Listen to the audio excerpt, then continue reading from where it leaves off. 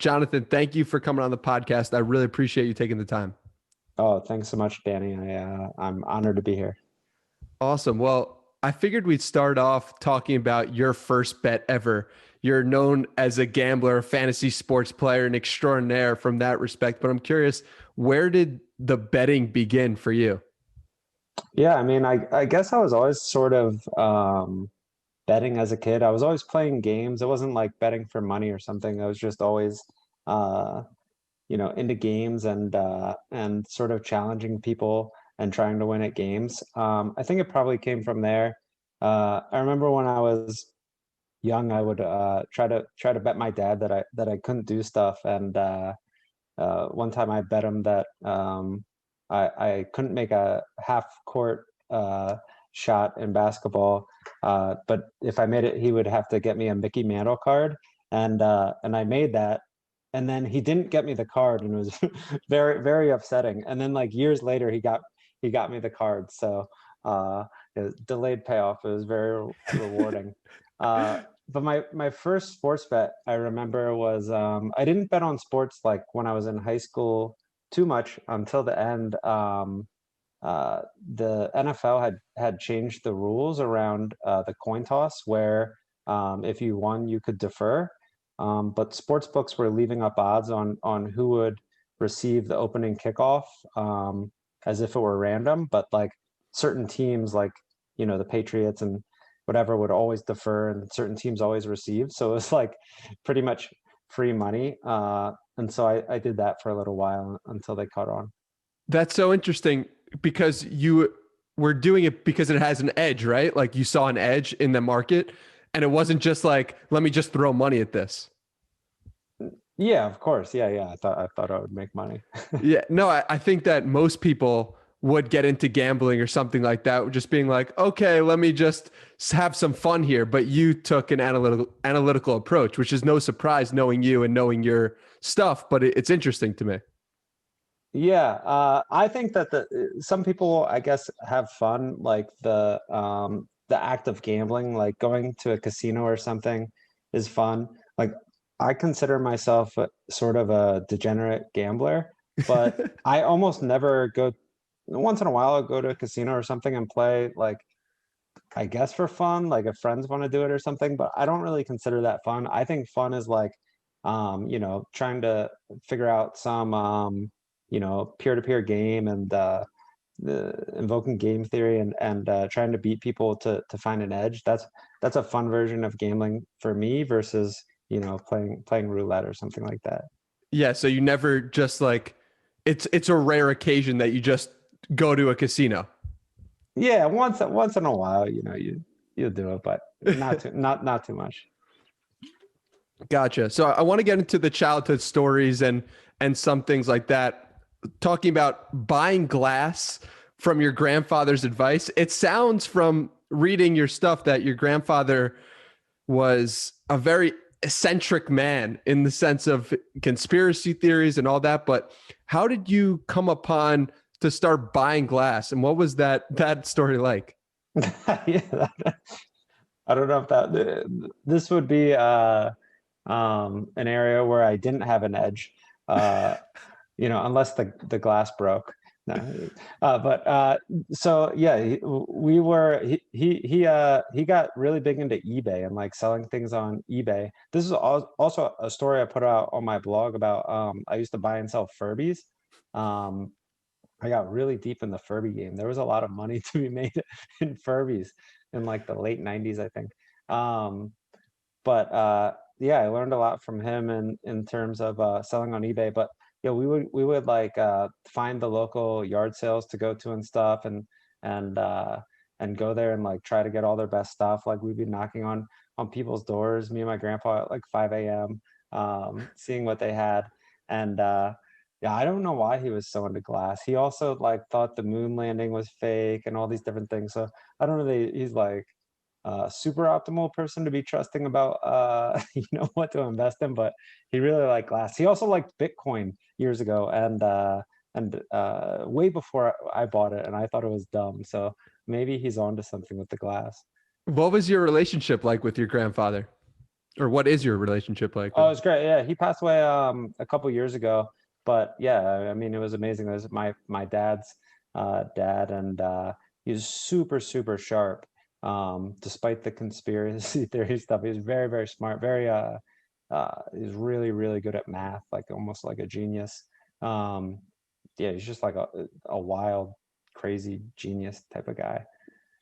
And do you think that a lot of your analytical mind comes from him or your father in some respect? Where does that come from? Yeah, my dad. Yeah, he has the same thing, and then me. My mom is not. She's kind of like that. But yeah, that's from my dad and grandpa for sure. Yeah, that's so interesting, man.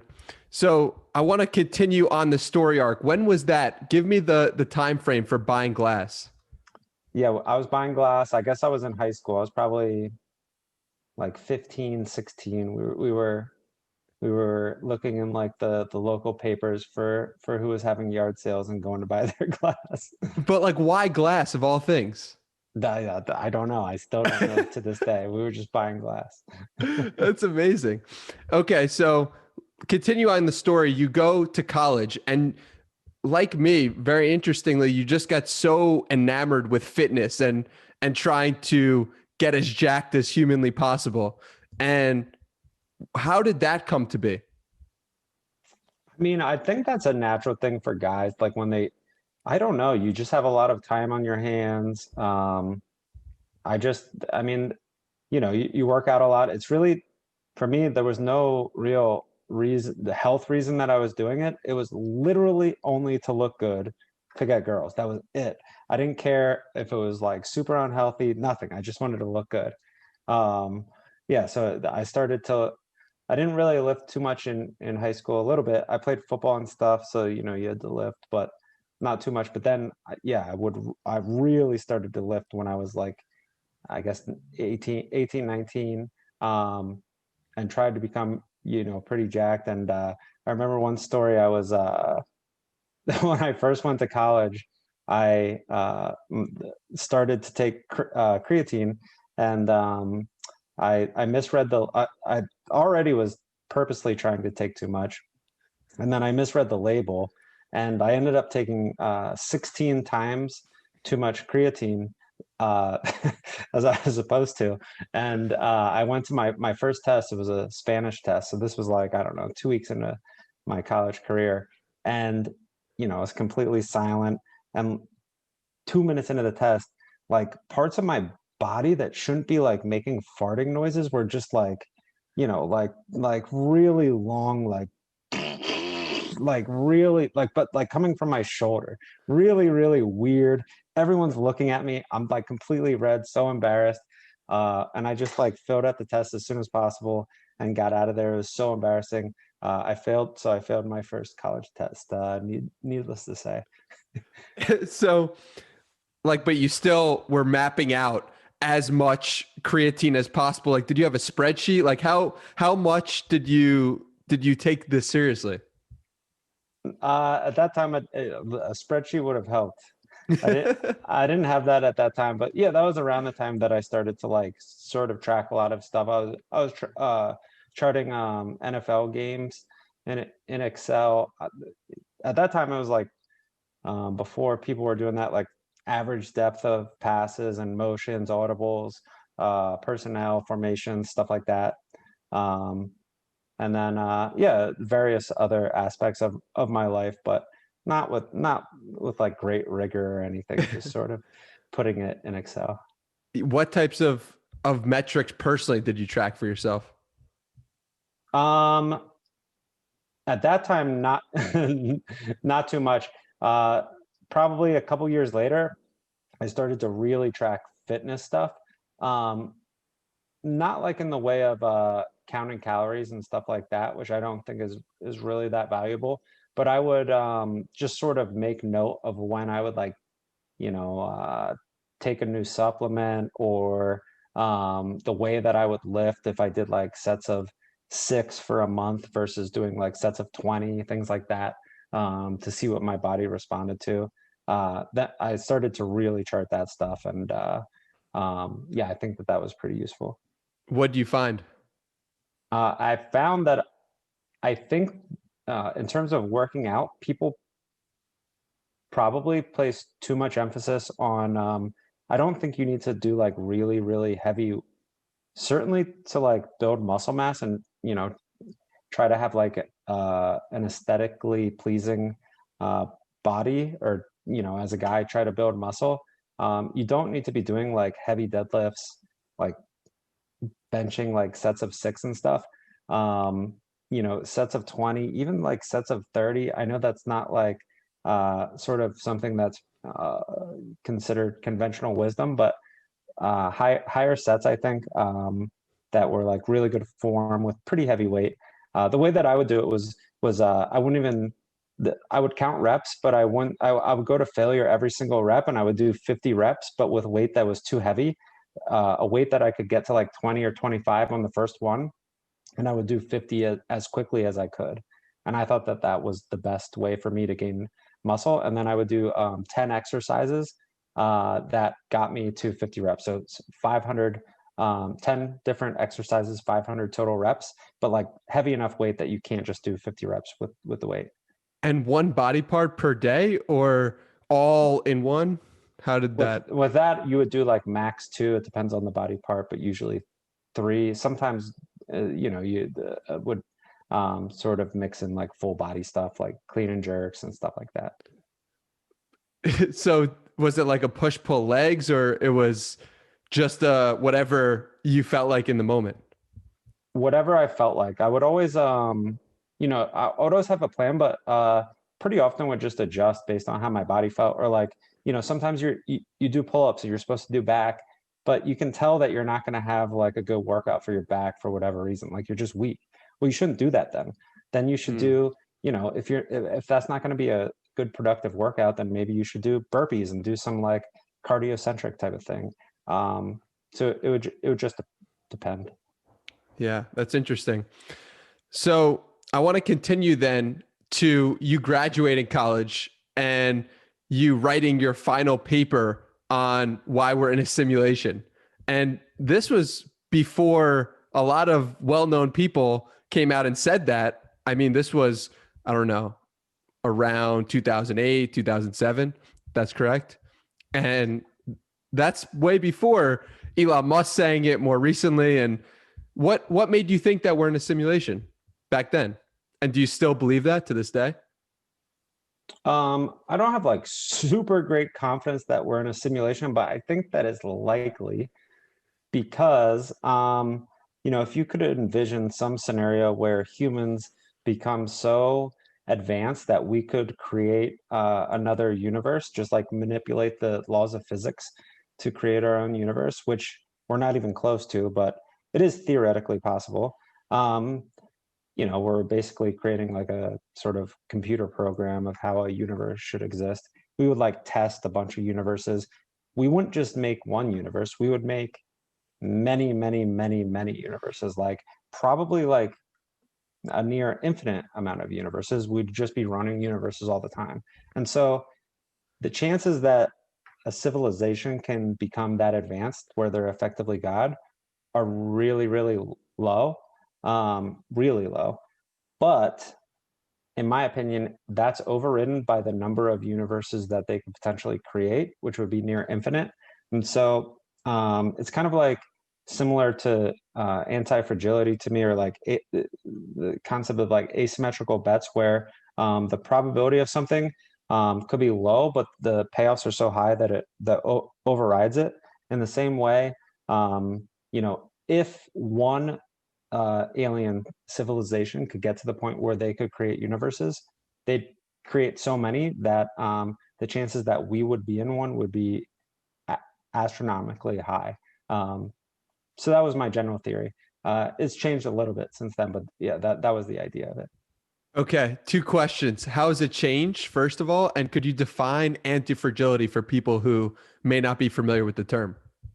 Yeah, so the latter, anti-fragility, is a term from Taleb, who's one of my favorite writers and living philosophers. And you know, basically, it's that for so long, if you drop a glass, you're drinking something and drop a glass, it breaks. The glass is fragile. For so long, people thought of the opposite of fragile as something that's robust, like you drop a rock or a diamond or something, it doesn't break. But that's the robust thing is kind of a neutral state. The actual opposite would be something that benefits from chaos. So you drop it and it gets better. So a virus would be an example of this, where if the more chaos, the better. There's a variety of different systems. Human evolution is a really good one where, we're here really because of different random mutations that we ultimately benefit from. So the more randomness, the better with human evolution. And so yeah, the idea of anti-fragility was really, really impactful for me to really understand that. It was probably the most important concept that helped me in business and life. Uh, Basically, that making predictions about the future is really difficult. You can work really hard to get better than other people, but it's still it's really challenging. Like if you look at sports betting as an example, you might have, if you just flip a coin, you're 50% to win. And a really great sports bettor might win 55% of the time or 56. It's still near a coin flip. It's just really difficult to predict the future. But it's not as difficult to predict the payoffs, which is, in sort of zero sum games, it's, what are other people going to do? And if what other people do impacts what you do, then you should mostly just focus on predicting public psychology and the payoffs if you're right. In finance, there's a saying, "What do you win if you win?" So most people focus on that first win, like how do you win? What are the probabilities, etc. But you, in my opinion, should focus more so on, okay, if I get lucky or if I happen to win, then what happens? What are the payoffs to me? And I think that is probably like the biggest payoff, and certainly in business, but other areas of life as well. And now going back to the original question, which was about how your thinking on the simulation has changed over the past 13 years. Um, yeah, so I guess uh, the idea that the original hypothesis was that civilizations that were that advanced would create a near infinite number of universes, that it would become exceedingly likely that we would be in one, even if the chances of them getting to that point were really low. I still think the chances that one would get to that point are really low, but I actually think that those are higher than before. And I think that the chances that they would create an infinite number are near an infinite number are lower. If they're that advanced, they wouldn't need to probably test as much as we think they would, type of thing. Do you believe in aliens? Oh yeah. Do you think they've visited us? That one I'm not sure on. I guess I'm agnostic. My guess is probably not, but it's I don't have a really strong opinion. I won't be super shocked if they did, but I would guess probably not as of now, just because the universe is relatively young. And if you think about, like, the closest star system, Alpha Centauri, is 4.1 light years away. Light goes around Earth 7 times in 1 second, 300,000 kilometers per second. It takes 7 minutes for light to go from the sun to Earth, and it takes 4.1 years to get to the closest star system. I think space shuttles need to go 26,000 miles per hour or something to leave Earth's gravity. We're not even remotely close. It would take so many years to even get to the closest star, which we know doesn't have, we're very unlikely to have life, certainly not an advanced form of life. So we're not even remotely close. It's really difficult the universe is really big, and it's really difficult to travel around it. What if we could bend time? Not if we, but what if a civilization could, in a Yeah, way that we're not thinking about it? Yeah, that would help. Yeah, you could use wormholes. You could, yeah, there's probably situations where that we don't really understand where space-time gets bent in such a way, whether it's through like a combination of black holes or something. Some people believe that black holes are just a portal to other universes, and our universe is, basically giving birth to other universes through black holes, and maybe we're inside of what will be a white hole from another universe, which is like we were spit out with different physical laws from a black hole from another universe. That's one theory. But yeah, Where did your interest in all this stuff begin, do you think? I just studied. I don't know. I studied it in high school a bit. Mm, just read different books on theoretical physics, and then I majored in philosophy in college. I mainly studied Eastern philosophy, but I was probably more interested in physics, theoretical physics, and I don't know where it started. I'm really interested, I guess, in like taking questions to their logical extreme, which physics and philosophy both do. Like you think you know something, then you should probably consider what that looks like in some extreme scenario, and then see if you still believe it, and then work backward from there to see if it's true.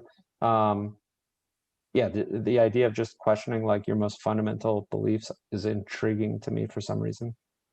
What else did you learn from Eastern philosophy in general? Um, I mean, yeah, a lot, a lot. I studied mainly. I studied different forms of Eastern philosophy, but mainly Taoism. That was the most interesting to me. Um, yeah, I think that the idea of, of course, yin and yang is a very common concept, and people think of yin as the opposite of yang, which I don't think is really. An accurate description. It's more like they're complementary contrast. Like yin sort of flows into yang and vice versa. And an example might be like a cup or a bowl or something. The yang would be the actual physical structure of it, and the yin would be the empty space that actually makes the bowl useful. You can't really have a bowl without that empty space, and those Hmm. things are um, different but complementary. Yeah, I think the idea of uh, having things that are seemingly opposite, that are seemingly paradoxical, that are, I think that most of like the great fundamental physics truths and truths about life are fundamentally paradoxical in a way. And so there's a lot of similarities between theoretical physics and Eastern philosophy to me. Yeah, and how has that impacted Eastern philosophy and theoretical physics? How has that impacted your fantasy sports and professional life? Yeah, well, philosophy as a whole is about just questioning everything that you think that you know. And so I think that becoming comfortable with actually questioning things that, people don't really want to be left on an island. It's uncomfortable to believe something that a lot of times if you are being sort of contrarian and believe something that other people, uh, they think you're an idiot. Most times there's a reason they think you're an idiot, and that's because you're wrong. And so you have to be comfortable being wrong like a whole lot. But the idea is that if you find something that's truly scarce, like that really scarce piece of knowledge that other people don't know, it's incredibly, incredibly valuable. Um, so that's what's most interesting, I guess, about philosophy as a whole. In terms of yeah, Eastern philosophy, uh, yeah, I guess what I said about the complementary contrast, I think sort of questioning the nature of time.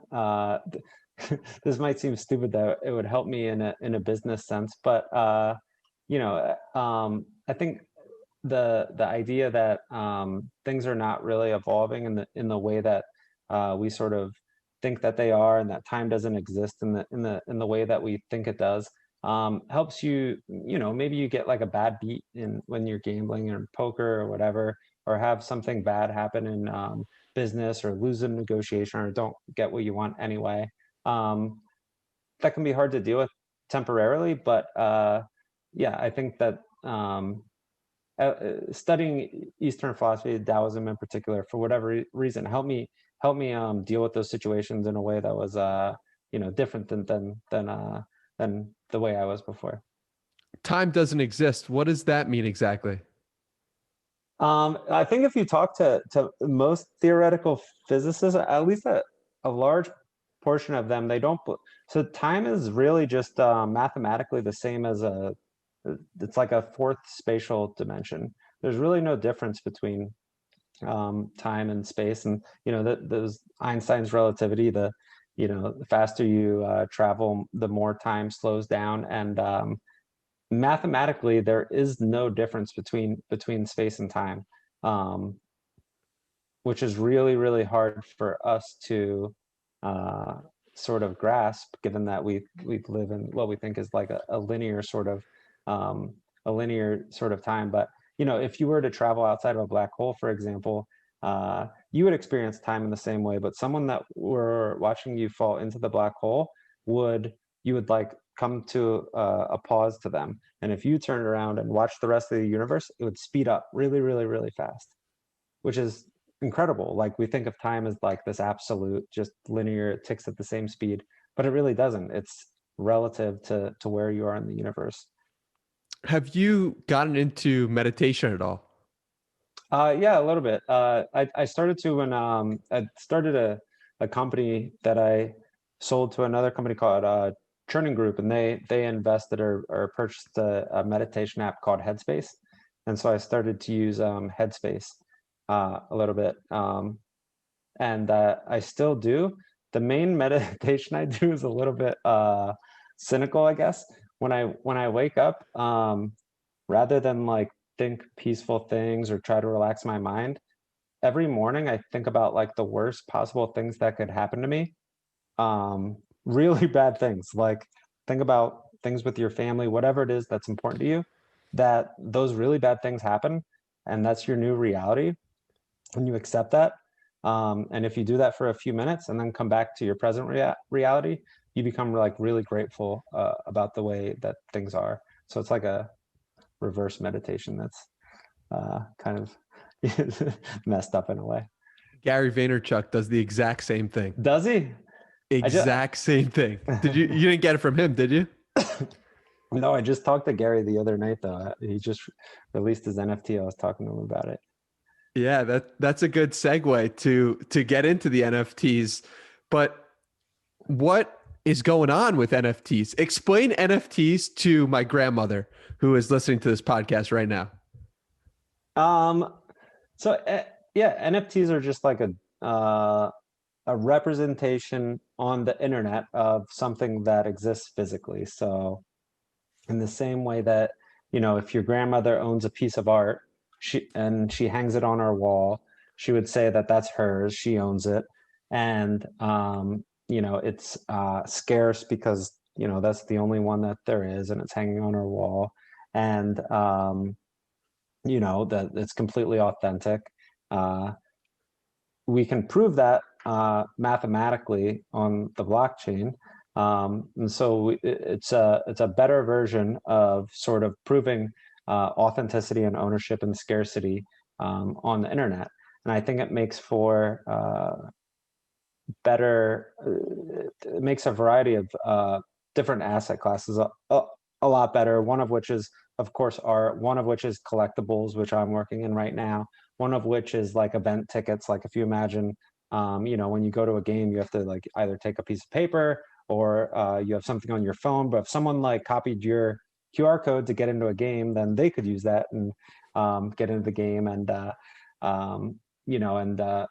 let's say that an NFL team sells tickets. They have their original sale, and then so many people, because the market is actually much larger, they resell the tickets on StubHub, and the team gets no cut of that, right? They can't track ticket sales, and the secondary market is maybe bigger than the primary market. And so NFTs allow for provable sort of ownership and scarcity, and in if and NFL team had all their tickets represented as an NFT, they would be able to track those secondary sales, take a cut of those, and so on. So I think that yeah, the general idea is that you would represent all sorts of any asset that is that exists in the real world should have some representation in the digital world.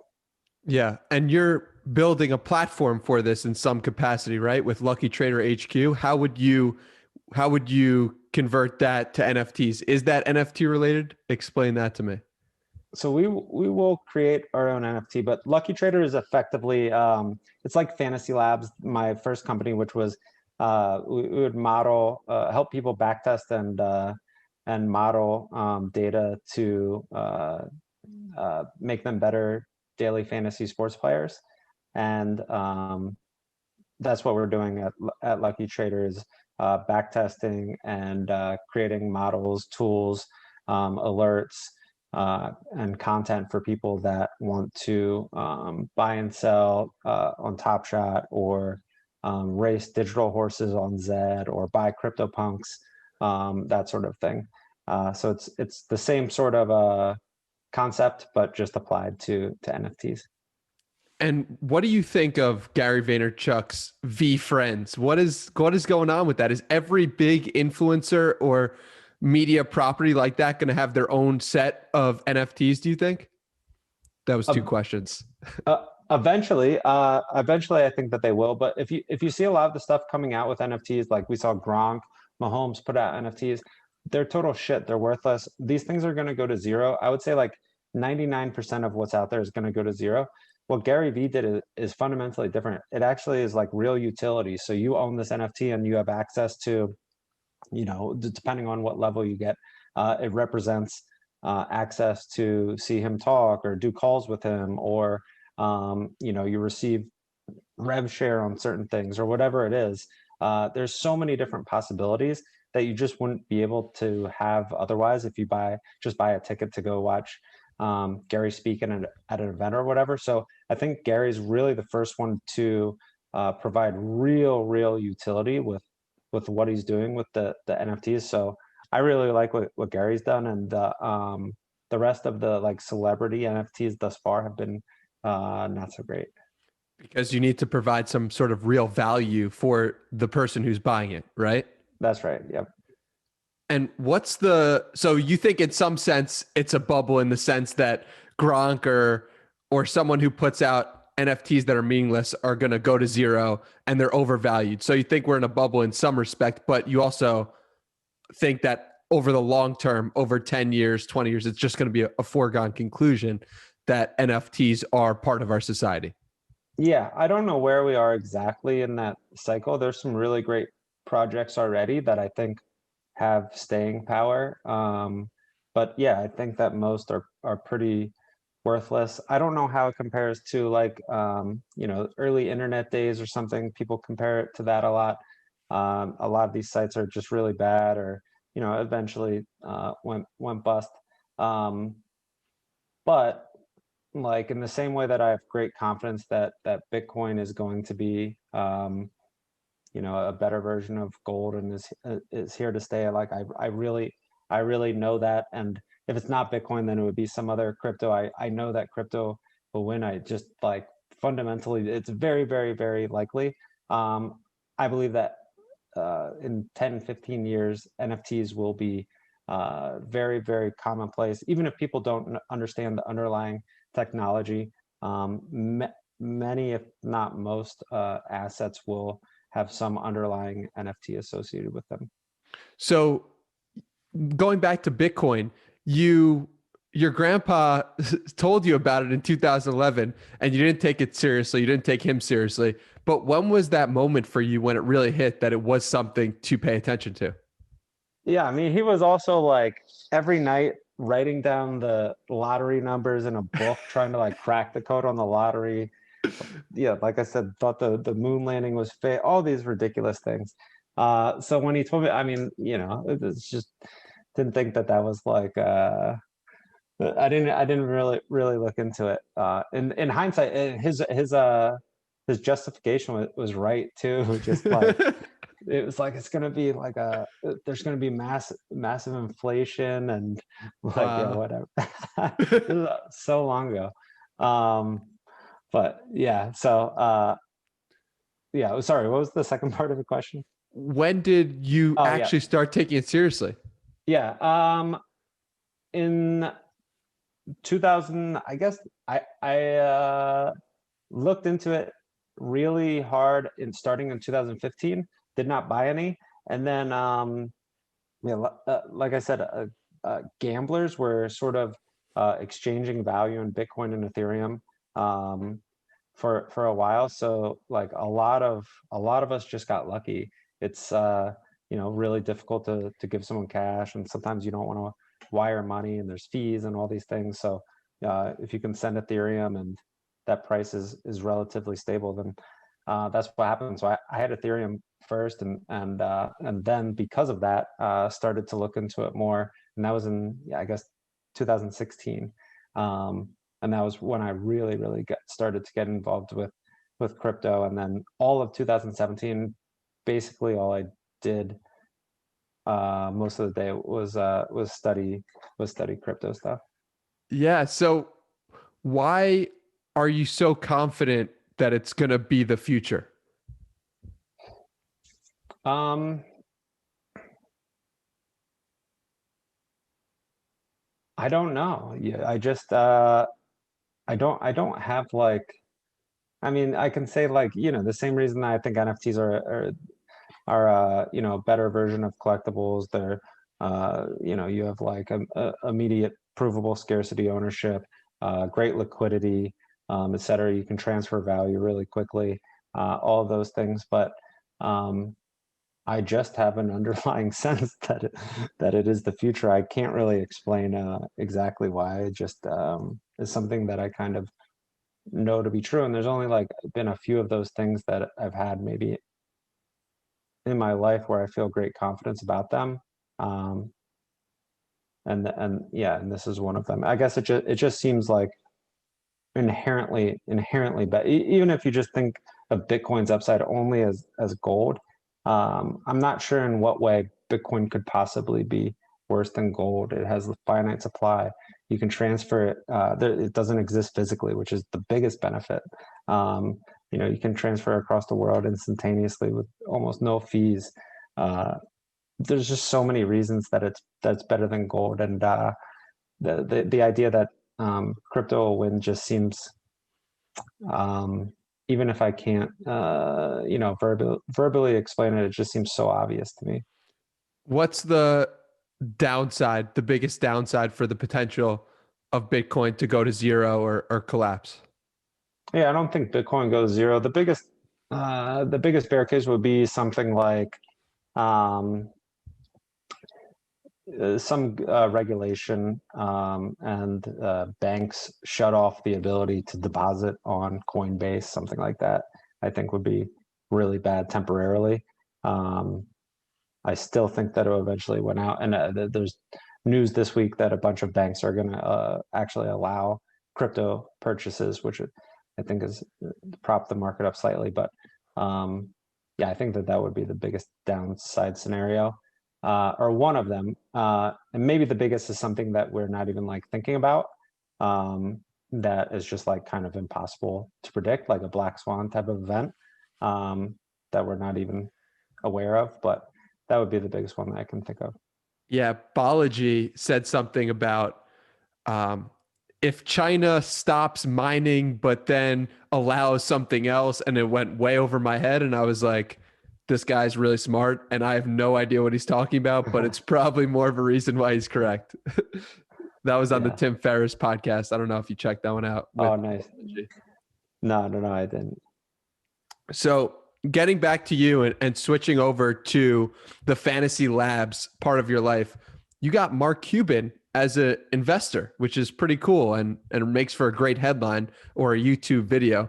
So how did that happen?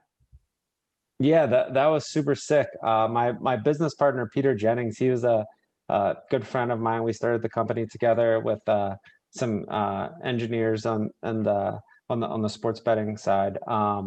And Peter is really good at networking. Like he's a great compliment to me because I'm not as good at that stuff. And he joined Tiger Woods celebrity poker tournament out in Vegas. It was like 100 people. Most of them are not really celebrities, just like there's some poker players and D-list celebrities, whatever. And they randomly seated him between Tiger and Mark Cuban. So crazy. It's like the luckiest person of all time. And yeah, so he sat between them. He talked to them, and he was talking to Cuban a bunch about. We had just started FantasyLabs, maybe like I don't know, 4 months before that or something like that. And he was just telling him about it. We didn't pitch him on anything, and they just maintained communication. He was helping him with some NBA analytics and stuff. Just like I don't know, talking to Mark, giving him value, showing him different companies and sports betting stuff like that. And then we had the daily fantasy like scandal thing that happened that like almost brought down DFS. It was like where the insider trading supposedly. And Peter emailed Mark and just said like, "Hey, do you have any advice?" And Mark said the exact email was, "Easy, let me invest." So then we worked with him to invest and made that announcement, and it was really good for DFS, I think. But yeah, that was how we got Mark. And um, I don't know if I should say this. I don't know when this is going to be out, but Mark is going to lead the round in Lucky Trader as well. So Wow. we have him signed. I mean, we'll have that out like pretty soon. That's awesome. And so I think the important part of that story is that you, Peter, didn't say, "Hey, will you invest in my company?" as soon as he got seated in between them. He instead made a friendship and a connection with Mark, and so that he could eventually, at one point, benefit down the line. Is that the important part for you as well? Yeah, Peter is so good at that. He's so generous. That I think that the companies that I want to build are always with people that are like that. They're just selfless and try to give, more so than they receive, just inherently as the way that they are. Peter doesn't do that because he's like, calculating EV and stuff. He's just truly like a nice, genuine, selfless person. But even if you were trying to be selfish long term, the best decision is to be very generous and selfless short term. You should help people. That is the best decision mathematically, I think, over long time horizons. And Peter just does that naturally so well. He just helps people, and yeah, those things always come back to help him. And I've learned a lot from him in that area. But that's something that we fundamentally believe in, which is sort of take the long view and just be helpful for to people and don't really ask for much. Yeah, I love how you said being generous is positive EV, basically, which is a hilarious way to put it. And only a gambler or a daily fantasy sports player would say it like that. Over long time horizons, the EV of things changes such that you know the, the the types of things that you fundamentally know you should do, just ethically, the type of person that you should be is also the right thing to do long term, I think, in terms of EV. Yeah, and as Gary Vaynerchuk would say, doing the right thing is always the right thing. So makes Yeah. sense. One thing I wanted to talk to you about was speed running. What is speed running, and why did this make you so interested when a reader emailed you about speed running? Yeah, I didn't know what speedrun. So I write in a blog occasionally, um, just stuff that I am thinking about or whatever. And someone emailed me to check out speedrunning, which is basically videos of people trying to complete video games as fast as they can. And it's a really, really competitive area. Like if you beat a game by a half a second, that's a lot.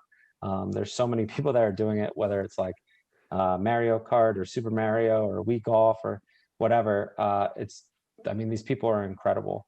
But yeah, what I found interesting is like all these players are so close that the ones that end up breaking records aren't really, it's not like they're like a little bit better and they just like try to optimize how to figure out a course or whatever. you're competing with everyone in the same area. And so the ones that break records find some like really weird um, way to go about playing the game, like whether it's some um, like quirk in a level that they can like skip half the level, or whether it's like one of them in Wii Golf was there's one hole where it's faster to just hit it into the water repeatedly 6 times rather than complete the hole, because there's a max strokes, I guess, per hole. But the way that they think about um, sort of completing the games as fast as possible, the best people are just not thinking about it in the same way as other people. And if all you did was try to copy other people and try to be a little bit better, you would never be able to win. You have to sort of be willing to have really bad times and um, lose pretty much all the time in an effort to sort of wander and be curious and figure out your own way.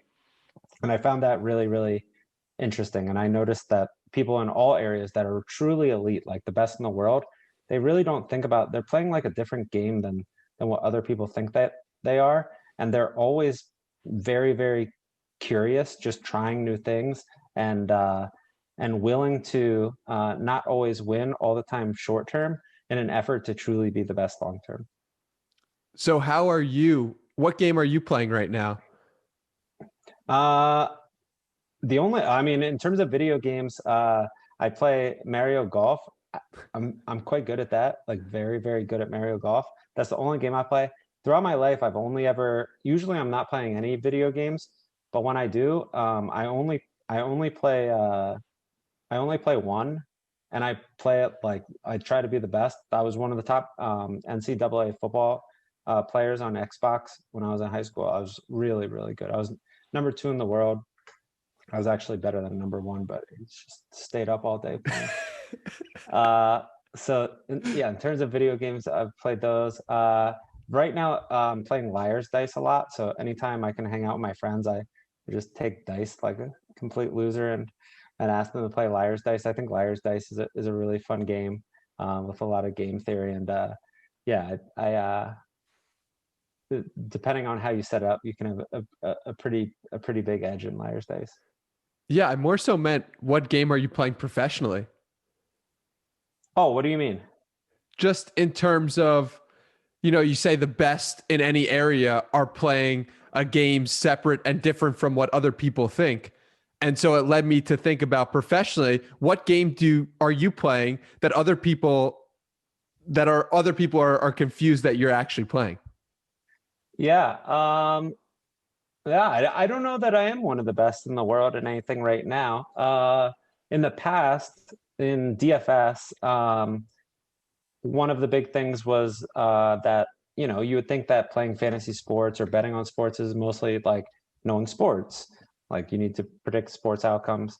And that's like a part of it, of course, but you can like kind of outsource that quite easily. And for a while in tournaments where you'd have a bunch of people like sort of competing to win prizes, like you need to get top 5% or top 2% to make a lot of money. What you predicted in terms of the sporting events was not nearly as important as what you predicted in terms of what other people are going to do.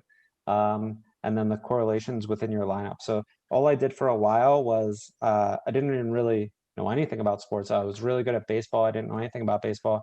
I just thought that was stacking properly, which is like correlations within the lineup. And then I was doing a lot of research to try to predict what other people would do based on like Vegas line or betting percentages or whatever it was. And that was way, way, way more valuable. And so most people probably did not. Now everyone knows to do that, but at that time, most people probably didn't know that that was like the real game to be playing. Uh, and yeah, now I'm focused on business and stuff, and yeah, hopefully we have an edge, but I don't think I'm one of the best in the world yet. How did you make that transition away from daily fantasy sports? I don't know if you're still playing, but it sounds like you're more into betting on horses that are virtual and NFTs and Top Shot. So if that's true, how did you make that transition? Yeah, that's definitely true. I still play DFS, but I mean, the edge goes away. It's the same thing that happened in poker. Like poker was really, really good for a while, and even if you were like just a pretty good player, you made a lot of money, and then that goes away. And now, if you want to play online poker and make money, like it's really fucking Good difficult. luck. Almost, yeah. I mean, the game is just nearly solved. In DFS, there's certain spots that are good. NFL as a whole, I think is okay. But it's tough. It's people just got really, really good. If you compare, 5 years ago when people were like playing John Kuhn at running back or something in one case compared to now, everyone is pretty good. There's not that many dead lineups. But in most areas of crypto, I think it's very unsolved. So there's a lot of edges probably when it comes to crypto trading. Certainly NFTs and yeah, anything crypto related right now. Everyone's sort of trying to figure it out. There's some people that are really good, way more advanced than me. But there's a lot of people that are probably like really bad right now. Yeah, it sounds like you know which games to pick and when to play them. So how do you go about identifying when to play a game? Yeah, yeah, good question. I guess just having a network of friends within gambling, like you just, like if there's an opportunity for something, I probably will know about it before other people do. Yeah, the I think that how new a game is, the amount of randomness that's involved in it is really important because you want a game that's actually pretty random. You can't have like, chess is a great game. It's an amazing game to play. It'll sharpen your mind, but there's not no one's gambling on chess because the top player wins like all the time. Like you're never gonna have someone who's even slightly worse beat a grandmaster. They just never win. Um, but in poker, you can like I could play Tom Dwan or whatever, and even over like 100 hands, I might be able to beat him or something, right? Even though I stink at poker and he's amazing. So having that randomness in a game, I think is really important. And then you should always be asking yourself, I think, like what reason do I have to believe that? I think this is really important, actually, that most people they don't do this. What reason, what real reason do I have to believe that the person on the opposite side or the people on the opposite side of what I'm doing are dumber than I am? Um, and you should have a really good reason for that. And most people don't, whether they're trading crypto or stocks or playing poker. Like you should have a really good reason that you're getting it in good and they're not. And if you're not, then you're probably the person losing money. How did you come to that conclusion with NBA Top Shot? Um, yeah. So Top Shot, I thought was at that time I had actually just written an article maybe a month before. I didn't even know about Top Shot, or I had heard about it a few times, but never really looked into it. And I had just written an article about how to find the next big thing. And the things that I wrote about were the main thing was find something that exists physically that people love, and where is like the intersection of where that how is that going to turn into some digital phenomena or whatever, like what could be better digitally than it is physically.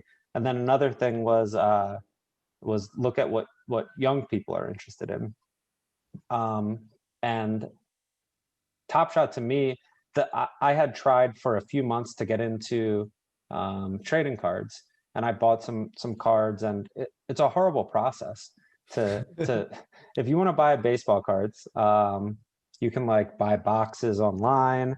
Maybe you can get them in stores, but they're sold out. So you buy it, it's shipped to you. You open packs if you want, and then maybe you get a good card. Then you have to send the card into a grading service, like mail it, and then hope nothing happens to it. And then they grade it. And maybe it's worse than what you thought it was, but maybe it's better, whatever. Then they send it back to you. You hope again that you get the card back. This takes months and months. And then you have to put it on eBay. And then you have to sell it and then hope the person doesn't like reverse the transaction, which they do a lot because maybe the, if the player gets hurt or whatever it is. It's a horrible, horrible process compared to Top Shot. You buy it, it's yours. You can immediately put it back on the market. And so if you have an edge, you can just repeat that edge repeatedly. So it was just sort of everything clicked. All the things I was interested in. I was interested in trading cards, but didn't like the process. I love sports. I love gambling. I love crypto. And, even though it's not obvious that Top Shot runs on top of a blockchain, on top of Flow, they've done a good job of sort of hiding it. But, it's crypto, alternative assets. Everything was just like, all these things that I was looking for in one. And so, that was the reason I sort of went all in at that time on Top Shot. You mentioned that it's important to look for what kids are doing. And why is that so important? I don't know. It just seems like that's generally the right side to be on. I guess practically like kids, smart kids are generally don't have money, but they're going to have money, and so the things that they're interested in are the things that people are going to spend money on in the future. But certainly with anything related to technology, I've never really seen us trend toward the direction of what old people are doing. That's a Right? great point. So It's when Warren always Buffett says no Bitcoin, that's a dumb thing. You're like, okay, you're okay, boomer, basically. well, Warren Buffett is much much smarter than I am, but there's other smart people, of course, that are into crypto, and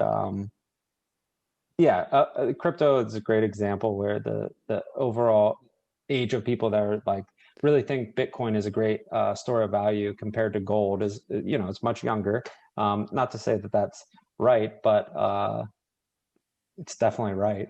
And anything technology related, it seems that younger people are pretty much always on the right side of that. So where's the next big opportunity? I think probably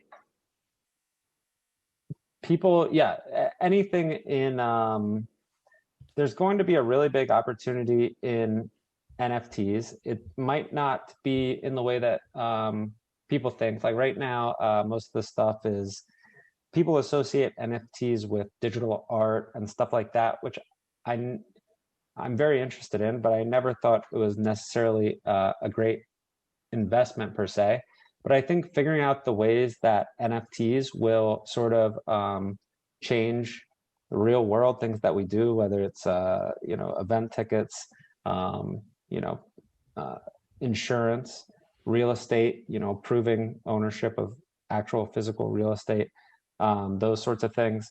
And then in the digital world, I think maybe we're a bit away, but probably a really good investment is in digital land, sort of metaverse concept. I do believe in, I don't know how long it'll take, 15, 20 years, whatever. We're going to have a huge amount of the way that we interact in the physical world will be online, and the people that are best set up for that, whether it's to owning top real estate in the metaverse, or having some of the top sort of art, or the way that you're, if you have a CryptoPunk and you have a 3D sort of representation of that in the metaverse, I think that these things will be generally good investments. Seems a bit far out from now, but all of the ways that we do business or live our lives right now in the physical world that could be digital, even theoretically, I think that they will be digital, and that's a good place to look. I'm in the middle of Snow Crash right now, and that talks a lot about the metaverse. I don't know if you're familiar with the book. I'm not. Yeah, it's a really interesting read from 1992 that talks about what the world is going to look like. And It's very it all seems like it's all possible, all the things that he talks about in this fiction book. So Yeah, Snow something, Crash. yeah, by Neil Stevenson, I believe. Yep, I'll get it now. He's quick with it. Jonathan, anything else you'd like to mention before we wrap up the conversation? No, not really, man. I really, you're a great interviewer. I watched some of your others. You ask unique questions, and I really appreciate what you're doing and just crushing it on your own. And you know, it seems like just offering people a lot of value and really respect what you're doing. So I appreciate you having me on, but just have a lot of respect for you doing this podcast and you as an interviewer. Well, thank you. I really appreciate that. Where can people find more from you if they want to check out more Jonathan Bales? I'm Bales Football on Twitter. You could go there. Bales Football on Twitter. That'll be in the show notes. Thank you, Jonathan. Appreciate you. And I'll see you soon in the Yep. metaverse. Yeah. Thank you, Danny.